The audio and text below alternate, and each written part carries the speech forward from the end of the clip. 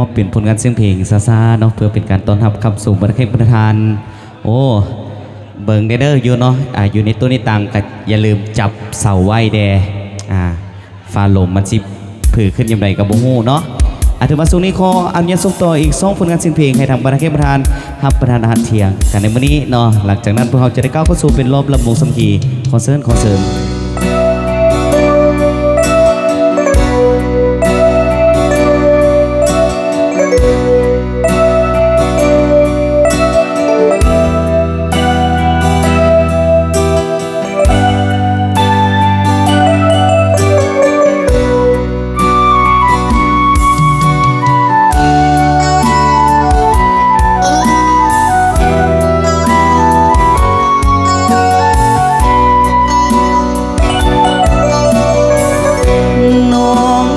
ทุกสิ่งที่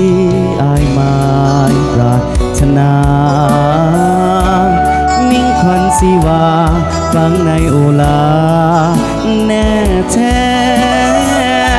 เห็นยิ่งหลายล้านหลายกดหัวใจปรากฏบ่อยากแลหลงไหลเพียงแต่น้องนี้หัวใจเพ้อพำรำพึงรำพันไฟหาหลงไหลไปว่าน้องนางเมตตา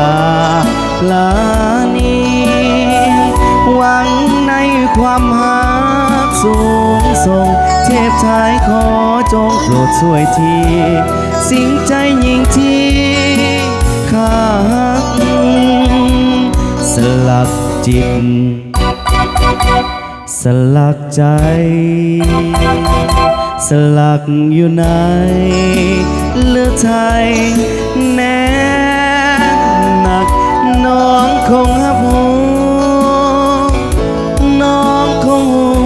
จักว่าอายเฝ้าหาหลงหักสลักจิตใจเดียวน้องคือพระทิพย์ส่องแสงยังหาสีวาตั้งใจไว้ว่าหักเดียวสู่ฟ้าแน่นเหนียวหักเขาคงหวา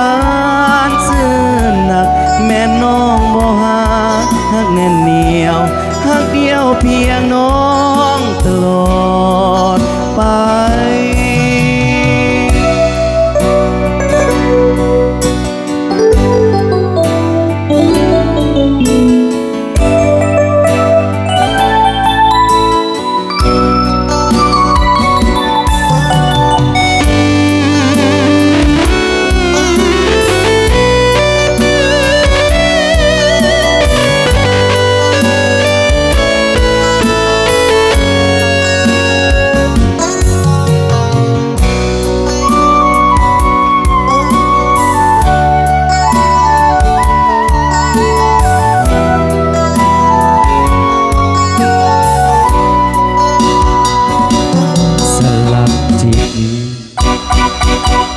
สลักใจสลักอยู่ในเลือดไทยแน่หนักน้องคงหับหูน้องคงหูจักว่าอายเฝ้าหาหลงหักสลักจิตใจน้องคือพระทิพย์ส่องแสงเยืองห่างสีวาตั้งใจไว้ว่าหักเดียวสู่ฟ้ามันเหนียวหักเขาคงหวานซื่นหนักแม่น้องบ่